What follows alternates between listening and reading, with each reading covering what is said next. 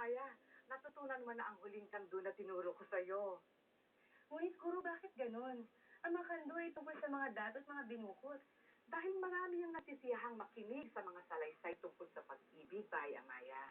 At sa paghahanap at pagsubok sa pag-ibig na yon, lumalabas ang katapangan ng lalaki para sa kanilang mahal. At ikaw, mahal na bayi, pagdating ng araw na may isang dato o mula sa angkan nito ang magtungo rito para hingin ang iyong kamay, alam kong magiging isang kanduri ng pagmamahalan niyo. Ang ibig po ba sabihin may nakalaan na magmamahal para sa akin? Palaging may nakalaang karapat-dapat para sa mga pinukot na gaya mo, bayi. At palalayain ka niya dito sa iyong bukod kung siya ay papayagan mo, kung tatanggapin mo ang kanyang pagsuyo. Guro, sana dumating na siya. Nais ko na makawala sa aking bukod.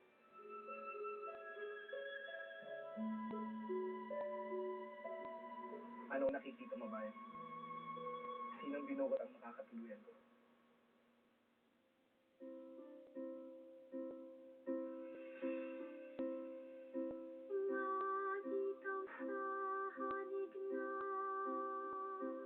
Siya ay isang binukot na makinis at maputi dahil di kailanman nasinaga ng araw ang kanyang balat.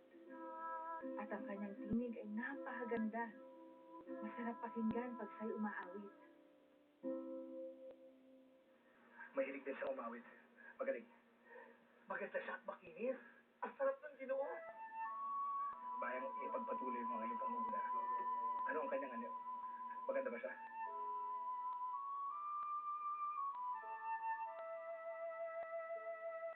Walang kapintasan ng kanyang maamong muka.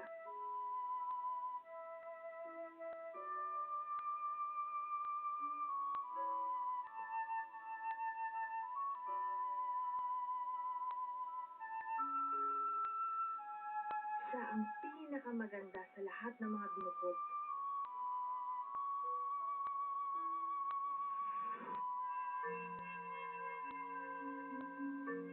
Bakit? Bakit ka tumigil? Anong nabasa mo tungkol sa binuhat na sinasabi mo? Anong nakita mo tungkol sa kanya? Bakit anong nangyari sa'yo? Bakit hindi ka makasagot? Anong nabasa mo tungkol sa binuhat na sinasabi mo? Wala. Wala, Ginoo. Wala na ko iba nakita pa. Eh bakit ganyan ang mukha mo? Para kang nakakita ng isang masamang pangitain. Magtapat ka na, ano bang nakita mo? Marahil nakita mo maganda nga siya. Ngunit, may isang malaking kapansanan, ano? Baka naman ay gusto rin ang mga mata. Hindi. Hindi ko na nakita ko sa aking pangitain.